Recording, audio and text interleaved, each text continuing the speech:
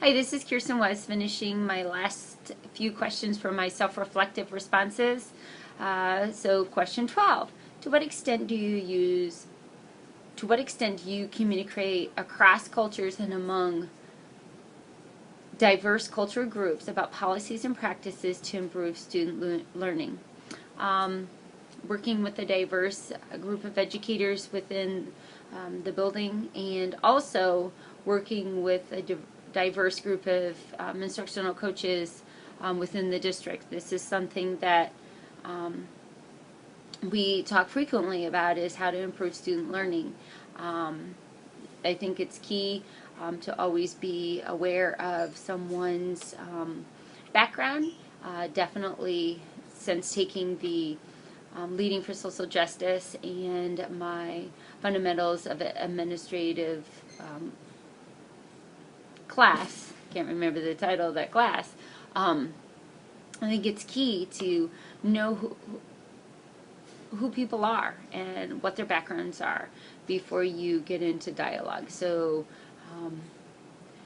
it comes down to the whole piece of respecting. Definitely respecting the individuals in which you're speaking to, and respecting the individuals that you're talking about, especially when it comes to the educating of the youth. Number 13, responding to the following.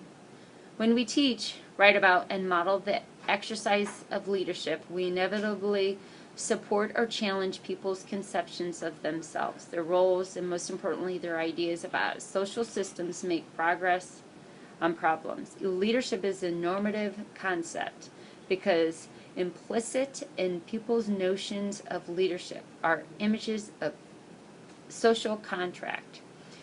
Imagine the differences in behavior when people operate with the ideas that leadership means influencing the community to follow the leader's vision versus leadership means influencing the community to face its problems. Leaders mobilize people to face problems, and communities make progress on problems because leaders challenge and help them to do so. So one of the things that I heard in that was when it's talking about leaders' vision versus leadership means influencing. If you have a strong vision and mission, people will stand behind it. But a vision and a mission is definitely a collaborative effort, and it needs to be something that's solid in someone's mind as to who we are. And it doesn't necessarily need to be a school, but an organization or anything. It's all about what is our mission, what's our purpose.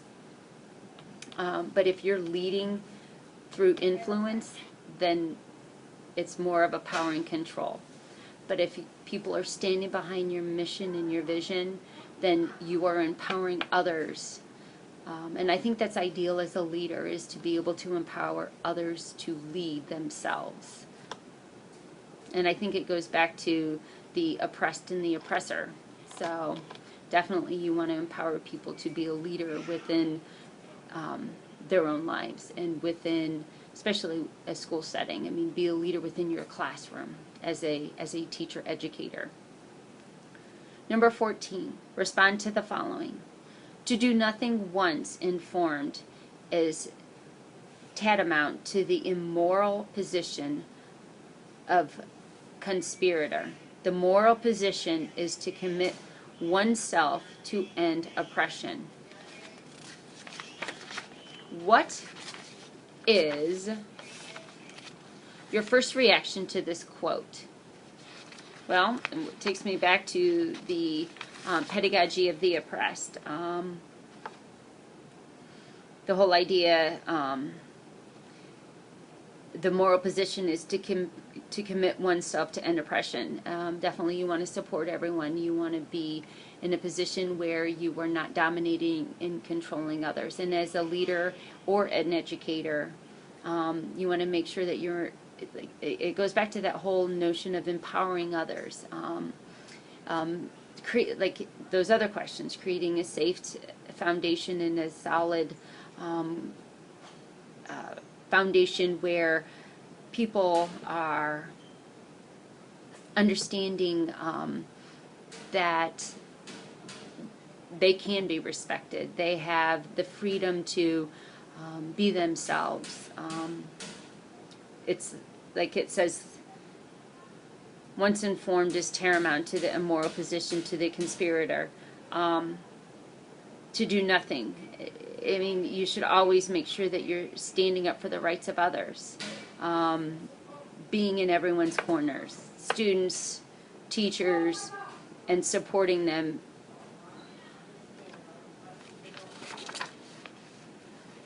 To what extent do you demonstrate the willingness to facilitate this dialogue with others and reflect on the impact, practices, and policies for improving schools for all children? I mean, this is, in my school setting, this is whom I'm known for, is to stand up for the practices and the policies in order to improve schools. Working in a very stressful environment, I am the first to stand up for having a school that's safe and secure for everyone that's in this building, from the staff to the teachers, making sure that that we are creating that learning environment where everyone has that chance and the ability to learn, to improve themselves educationally and behaviorally. And that also goes for the staff. And you know, one of the things that I love to do is encourage staff to always be a seeker of their own personal knowledge too, to continue growing as an individual, as an educator or an ed assistant, making sure that they themselves are,